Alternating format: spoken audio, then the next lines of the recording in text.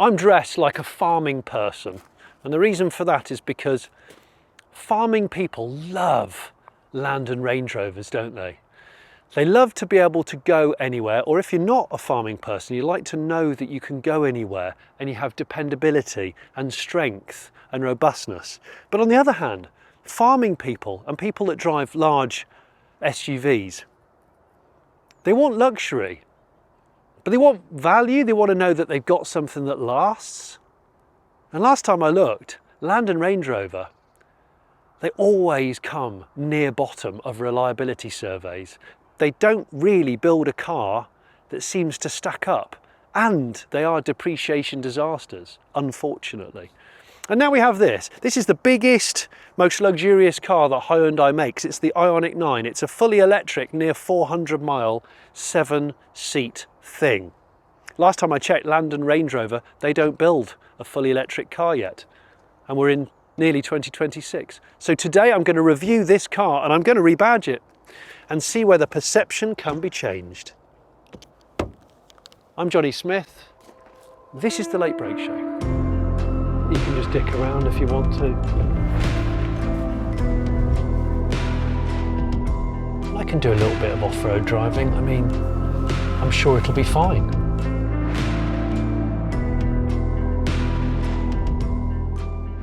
The reason why I've chosen to do this is because I think this car looks as good, if not better in certain respects, than most Land Rover products, coupled with the fact that there's a price. This is starting at £65,000 and it goes up to £75,500 for the top spec car, which this one is. And in Land Rover, Range Rover world, that doesn't get you a great deal. It certainly doesn't get you in a full fat Range Rover. It gets you in maybe a mediocre Range Rover Sport and a 110 Defender with a few options thrown in. This also in top spec, it's pretty fast, but we'll come on to that later. And then we talk about quality versus perceived quality. Land Rover, Range Rover feels very, very good quality, which is why a lot of people like them. The equestrian and farming community, they love them. But what is quality if your car keeps historically letting you down many, many times? They sell you the dream. It can go to Africa, it can drive over rocks, it can do stuff like that. But what about if it just keeps going wrong?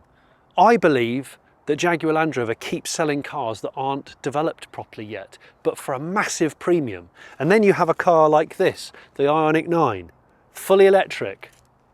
They do sell other cars that aren't electric if you don't want it. 7-year warranty. And a really good reliability record. So is this quality or is this perceived quality? Is this better than a Land Rover, Range Rover product? Let's have a little tickle.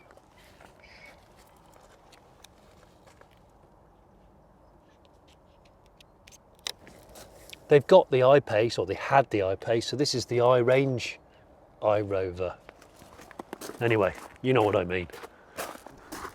Yes, I know Land Rovers and Range Rovers are extremely capable off-road. It's one of their unique selling points. It's one of the things that people buy them for. But you know, I stick this in terrain mode and I put it in mud. I think it's mud. And I can do a little bit of off-road driving. I mean, I'm sure it'll be fine. In the normal world, what do people with Land and Range Rovers actually do? What do they do? But do a bit of this, I'm sure. This top spec performance double motor car, over 420 horsepower and over 500 pounds-feet of torque. But remember, unlike the piston engines, this has instant 500 pounds-feet of torque. You don't have to like get in the rev range, be an EV, 0 RPM, full torque. I'm on road tyres, I'm sure it's fine. But also, being an auto, of course, being an EV, you can drive really slowly with nice regen braking, going slowly, and all this stuff. But staunch Land Rover, Range Rover people don't know what an EV drives like because they'll probably resist it and think that they're rubbish because they haven't tried one yet. If this was a Land Rover, I think a lot of people will be talking about it. Road tyres coming out of here. Oh, we're stuck. Look. Let's go back a bit, shall we? It thinks I'm backing into a wall and I'm just backing into water. I've put it in sand mode, it doesn't have water mode.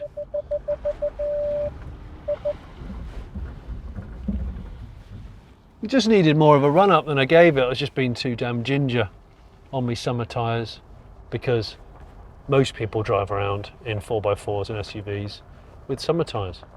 And tyres are the single most important bit, not necessarily the 4x4y bit. You know, just a bit of driving around my estate. We've had heavy rainfall. But going between, see, I think the shape of the car lends itself quite well to going close to things. But these cameras, they make it harder for your depth perception and going close, especially reversing through tight spaces. It's bloody awful, actually. I'm going to put it out there and say it's just bloody awful. But this is all just very easy listening off-roading. But most people won't do more than this. I'm just doing it to make it look good on camera for YouTube's algorithm, basically. Got to be honest, haven't I? It's got double valve damping system on the front. I think it's double wishbone. And then it's got multi-link rear. This is the all-wheel drive twin motor version. Performance, there's 2 iterations. And then if you want the entry-level model, it does the highest range. It's just rear-wheel drive. You can just drive into a field if you own a field, or you're going to pony club, or can go and shoot a gun, that kind of average stuff. And then you can just dick around if you want to.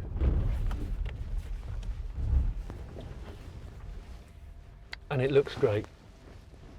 And it's damn comfortable and quiet. In fact, it's so quiet that as you're driving along in slow mode, it has a whistle, kind of like a wind blow mode. It reminds me of Terminator or Terminator 2, when it cuts to the scenes of the war machines and the war, and there's that sound of the wind. The Luba Mini all-wheel drive is Mammotion's ultimate robotic off-road mower. It can tackle up to 1,500 metres square of lawn, and it promises to shrug off the most neglected garden terrain with steep hills and uneven ground. My lumpy lower garden hasn't been touched all year. It's a combination of clumpy grass and weeds on a slope with trees to navigate and a river to avoid at the bottom. This is the RTK base station, which plugs in at the house and it communicates with the mower. Using Mammotion's UltraSense AI vision and the RTK nav system, the mower auto maps the garden, and if GPS signal is lost, it'll still mow up to 300 metres squared, resuming smoothly once the connectivity is restored. Time to download the app, and then put it on the dock to charge, which is basically a parking bay. Using the app, you can both control and monitor the Mammotion's mowing progress. Although it's waterproof, there's even a rain detection system, so it can automatically adjust its mowing schedule based upon real-time weather conditions. For complex lawns like this one, I'm going to manually map it, which means driving the Luba Mini all-wheel drive like one of my radio-controlled models. There's zero distance edge cutting, so the Luba can mow within 5 centimetres of obstacles like walls.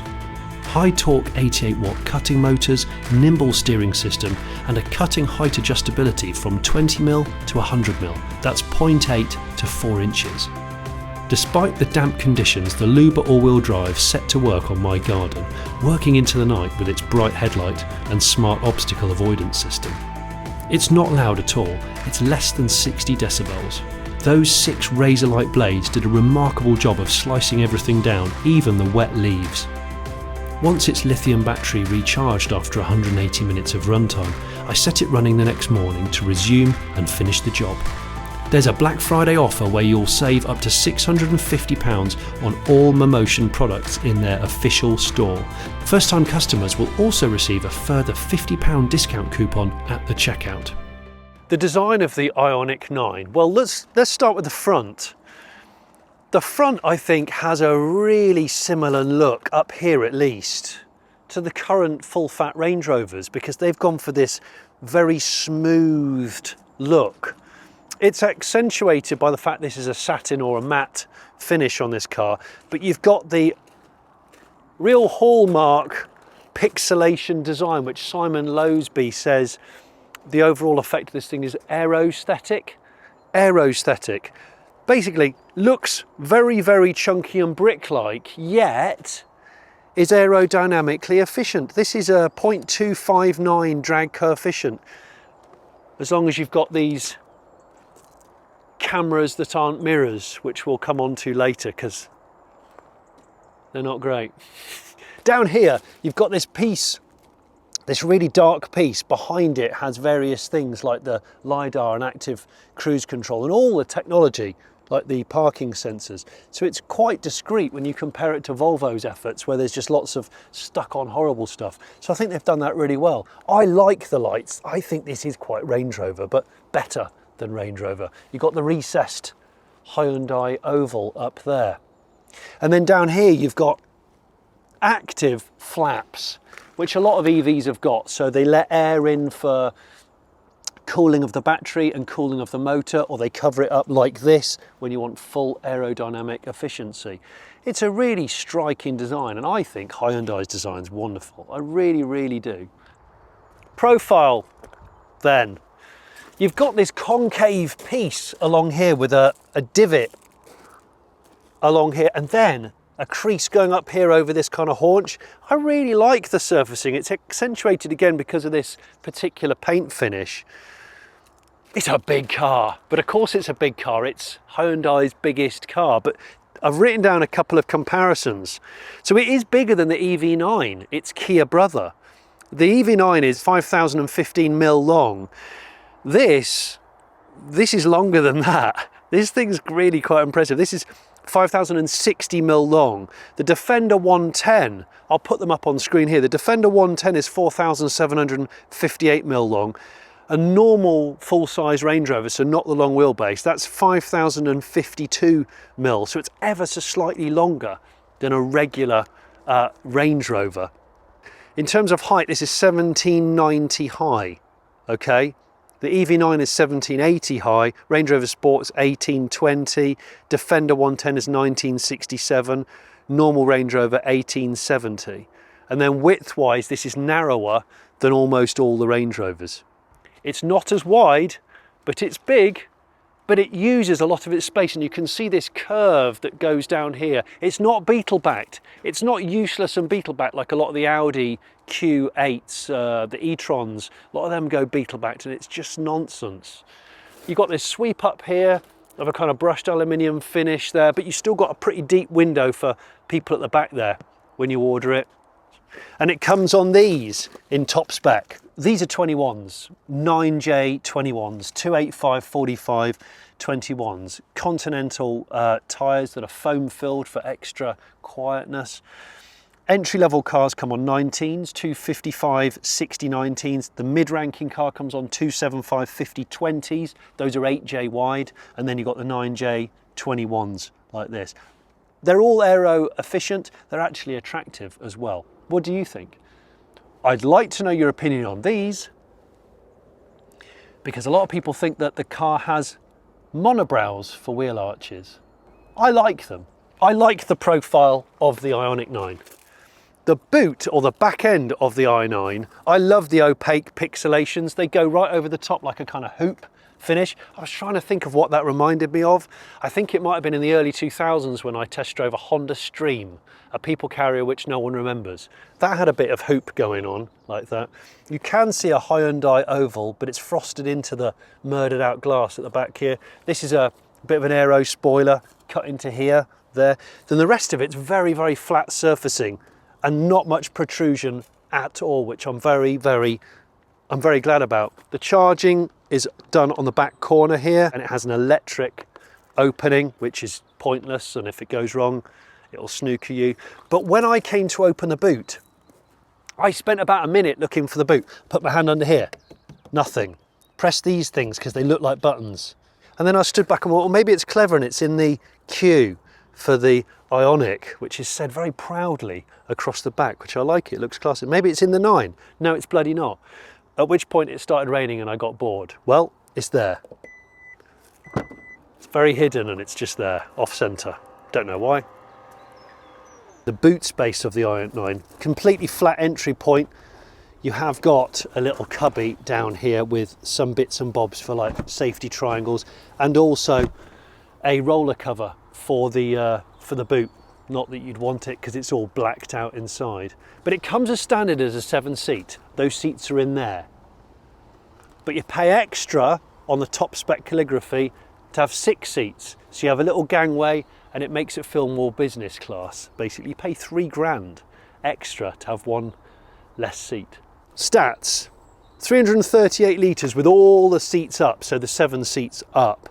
With them down, I think you have 900, with these ones down, this is 908 litres, and then with all the seats down, you have nearly 2,500 litres of space, VDAL. Hyundai and Kia are good at this. You've got an actual 3-pin socket that you slide across there, so you can plug actual appliances, and then you've got a key panel here to be able to put seats down. Can I put the seats back up? Yes, I can. Because sometimes you can quick drop seats with an electric motor, but you can't put them back up. I mean, it's bloody slow, but you can do it. So those are the seats. I'm going to test those in a minute, but you can apparently fit 7 or 6 real adults in. One of the things you notice about this, and park the fact that it's an EV, it's still about acoustics, and actually electric cars are more critical for quietness, for acoustics, because of course you can hear other things like road noise more prevalently, and suspension, that kind of stuff, and wind noise. And the double glazing, I guess the aero efficiency of the design, it really does sound quiet, even when you're chipping on a bit. I mean, I hear the rain, there's a bit of rain on the screen. That was my Land Rover badge. My Land Rover badge is just gone. It doesn't go beyond 60 miles an hour, that Land Rover badge. I suspect it's because it's a Land Rover logo that it's not very reliable. No, look, I'm going to stop being bitchy about Land Rover. I've got a lot of time for Land Rover historically. I just think that I've got to a point as a motoring journalist where I don't understand why people overpay for the name when the cars, I think, are fundamentally flawed and sold before the development process is complete, and people are so forgiving of them. Oh yeah, they go wrong all the time, but I love them. There's nothing like a Range Rover. Yeah, but like, I don't necessarily agree. I do genuinely feel sorry for JLR in the recent hacking situation, which has stopped them from producing. And I want them to succeed because they're a British-made product. But I just want them to be better when it comes to fundamental things like reliability. Stop adding more tech until you've sorted like the basics, please. So I want to get that straight. But here we are in the Ioniq 9. It doesn't say Hyundai in here, by the way. You've got the 4 little pixels illuminating on the steering wheel, which depict the state of charge, I think. And this particular car, because this is the calligraphy, we've got the cameras instead of mirrors, which I've tried in numerous cars, and I can say the worst is the Audis, and the best and the only one that is convincing in terms of position of screen and something I don't know is the Honda E, the now deceased Honda E. Nothing else quite works, and this is not very pleasant, I'm afraid. You can press that button here and you've got your camera at the back here, and that's all fine, but I'm going through a village where there's lots of potholes. And it's really nice. The ride is lovely. There's a Range Rover. There's a Range Rover. What's that? Velar. There's another Range Rover. Is that an Evoque? It's the only cool Range Rover, I think.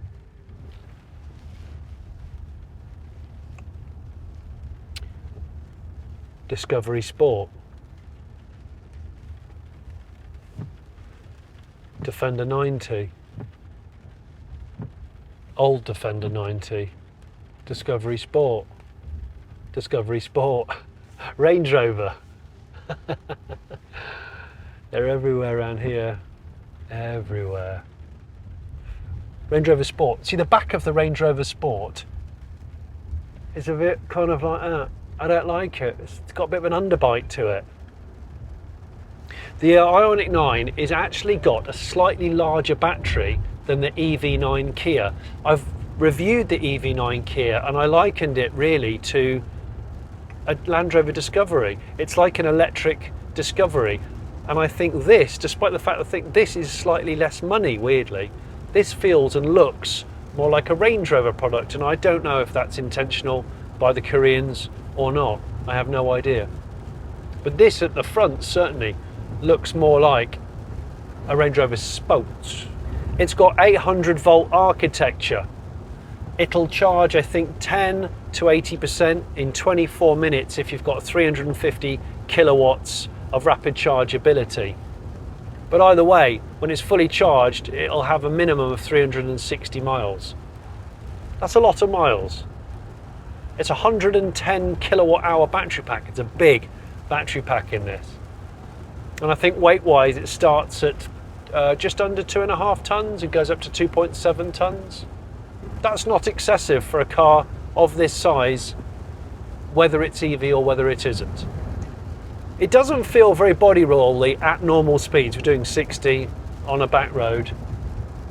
And I drove it over the last few days to just get used to it. And I was getting 2.5 miles per kilowatt hour minimum, which is not bad for a thing of this size.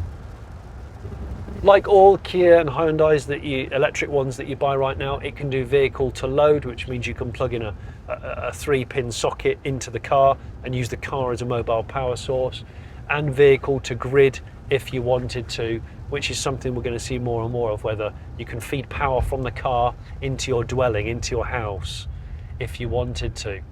Because this is the performance one, it's got 2 motors. But the entry-level car is 215 horsepower and it will do 388 miles on a charge. And that's the one that starts at 65,000 quid. This is the 75,500 quid car with everything. But I'm going to press on now a bit. These are the corners I use quite a lot on my around near where the office is, the Late Break Show office. See if it body rolls a bit. I can feel the traction control coming in now because it's wet. You get a little bit of a dip. It's not unpleasant at 60, 55, 60 in these sorts of corners. It's not unpleasant at all. And I've just noticed you've got a physical knob for the volume and to switch the infotainment on. Oh, the joy. I think that stuff single-handedly future-proofs it. A little knurled wheel for the volume and to do your telephone on and off and all that kind of stuff, and your cruise control. It's just nice. So when you climb inside, you've got very, very deep, quite practical pockets with like an opaque plastic cover. I don't think it's illuminated. And then you've got a fold down, well, I don't think you can fit a drink in it. It's a really deep contraband hole, which is rubber lined, and so is this one. This one even has an indentation, I've noticed, which has a key logo on, just for the little pebble shaped key. This is the Universal Island, which in my head I can't stop thinking about the band Future Island whenever it's mentioned by Hyundai. But what it means, it's a bit like the Volkswagen people carrier that I reviewed recently. It can flow back into the 2 seats behind, because this particular car, being the calligraphy, says it there in not very calligraphy typeface, has 2 seats behind in the middle row, not 3 seats. I do love the combination of real buttons. This is a real Kia Hyundai thing. It's great. They haven't wedded themselves to the horrible touchscreens throughout. Yes, this is touchscreen, but it's more subtle, and I like the subtle displays. Yes, it bings and bongs at various things, but you can turn it off, and that's not an electric car specific thing, that's just a new car specific thing. But does it look really high quality? I think it looks really good. A Range Rover looks higher quality, but again, it's the quality versus perception of quality. Let's go in the back, because this bit's more important really. These seats are very, very comfortable. They've even got massaging function, and I've really enjoyed the massaging function. It's nothing new, but it's great value in this particular car. Okay, inside. So I'm sat behind myself. I'm 6'3". I have got tons of legroom, and I really liken this individual system to, well, lots of people carriers, which people don't seem to buy anymore because they're not cool, even though I think they are. I think they're way cooler than SUVs. If you haven't watched my VW Multivan, which is a plug-in hybrid people carrier, if you haven't watched that review, I love that van. I think that's an exceptional product, probably one of VW's best products on sale. But this, so you can move it obviously forwards and backwards depending on who's in the third row of seats.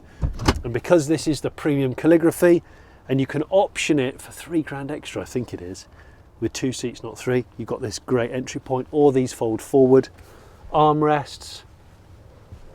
They've got separate seat belts built in like that. I get to benefit from some of the sunroof here, comes back to my kind of headline there, which is good. It's great because you can use this. Remember we talked about the universal island?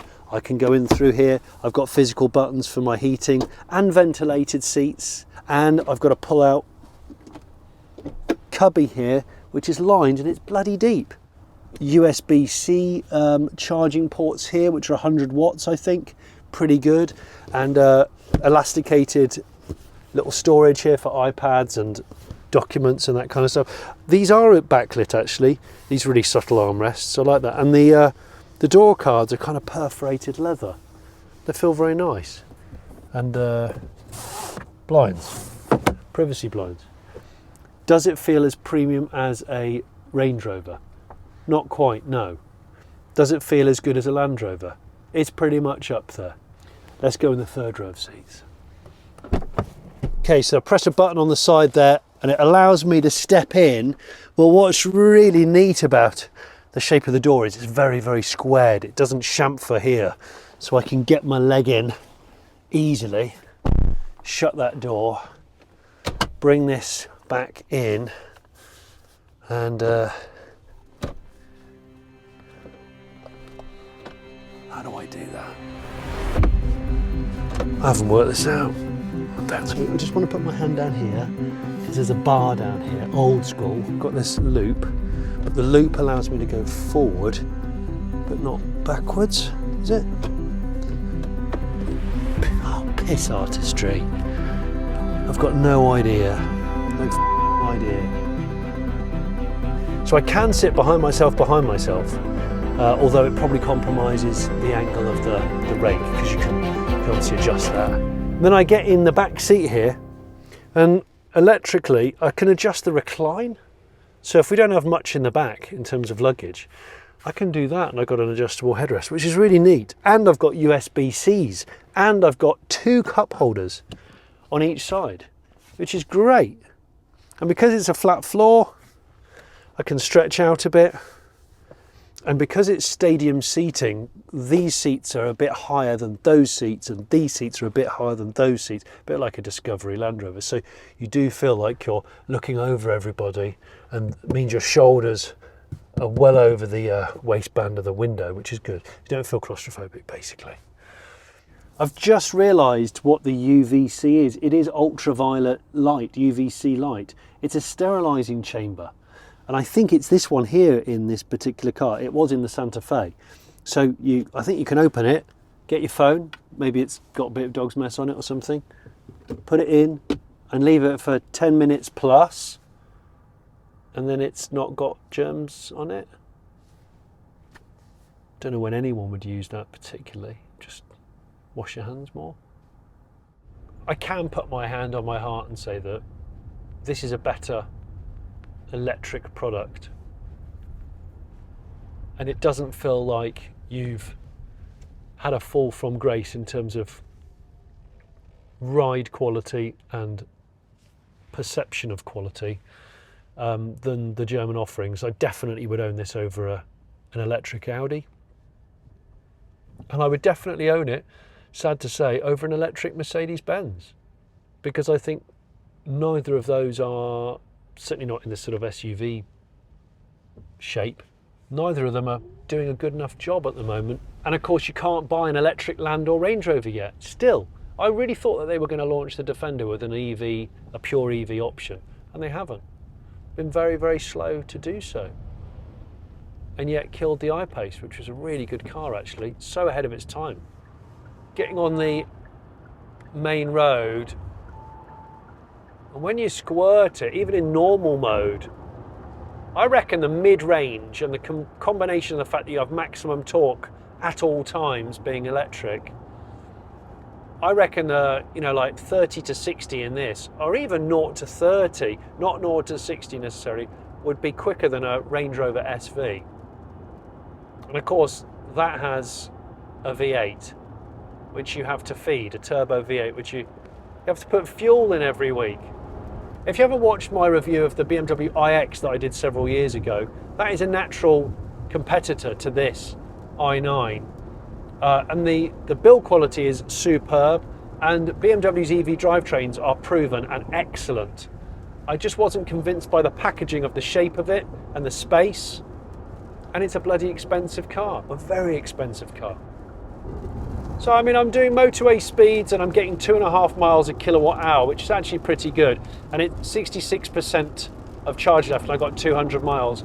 I did actually record what the real world mileage would be at 100% charge in this kind of weather 2 days ago. And I'll put that on screen now. It was well over 300 miles.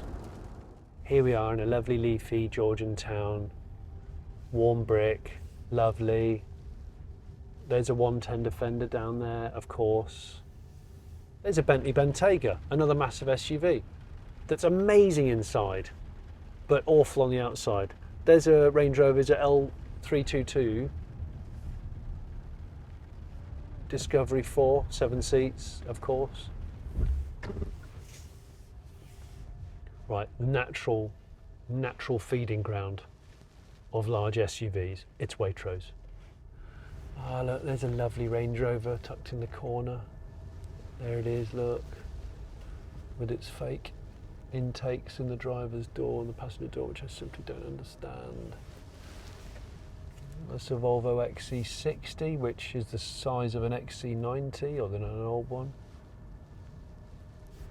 Audi Q5, which I don't think is class leading or interesting in any way, but expensive. I think the bottom line here is if you're going to have a big car that you use every day. I've got several big cars.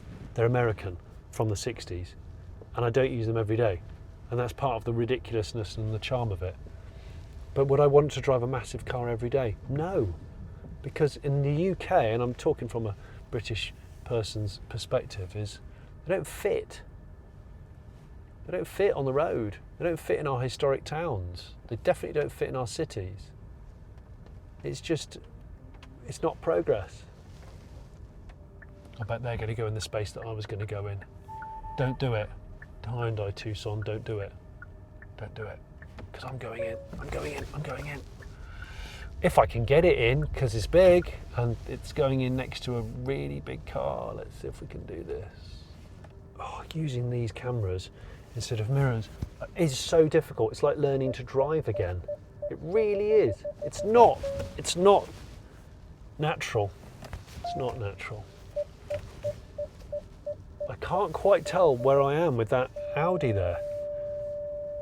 Oh, it's horrible. I don't like it. So I'm parking my massive SUV next to the massive SUV, which will mean that no one can get in or out really. I'm still within my space, I think. I'll just double check that. Interesting, isn't it? I mean, most people don't necessarily these days buy new cars that are fit for their purpose. I mean, look, I'm wearing a diver's watch and I love my Aquastar diver's watch, but do I go diving in it? No. Does it far surpass all the things that I do with it on a daily basis? Yes, but it's not a brand that's as well known as, you know, the big main names in the world, but it's lovely and it's beautifully engineered and it makes me feel special. And I think that goes a long way with lots of cars. People buy Land Rovers and Range Rovers because of the heritage and because of the badge snobbery and because they feel strong and they feel invincible and they've seen Camel Trophy and they've seen Africa expeditions and stuff like that. But here's the thing. Are they good enough anymore? They're too expensive. They're extremely unreliable, I think.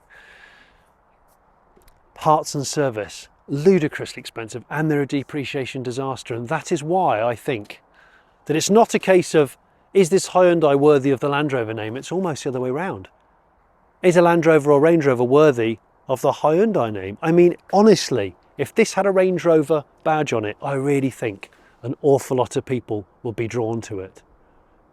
I think it's an exceptional piece of work, but I don't want to drive a car around that's over 5 meters long. I think it's enormous, but at least its enormity is usable and it's maximized with all that storage and all that cabin capability. And if you're going to drive a massive car on a daily basis, try and drive one that's efficient. Surely it makes sense. Otherwise, just go and buy a sports car and have that for the weekend. That's the way I think anyway. You might be watching this, you might be totally outraged at the way I've treated JLR in my comments. Well, feel free to comment. I miss Jaguar very much and I care about Jaguar more than I care about any Land Rover product. Subscribe if you haven't already subscribed. And if you agree with me about this car and you think this is worthy of being considered in this kind of realm, let me know in the comments. Feel free. Thanks for watching.